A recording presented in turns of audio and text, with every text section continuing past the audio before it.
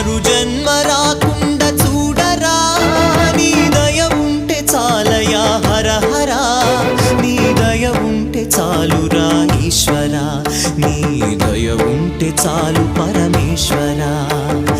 ఎవరికి ఎవరయ్య ఈశ్వరా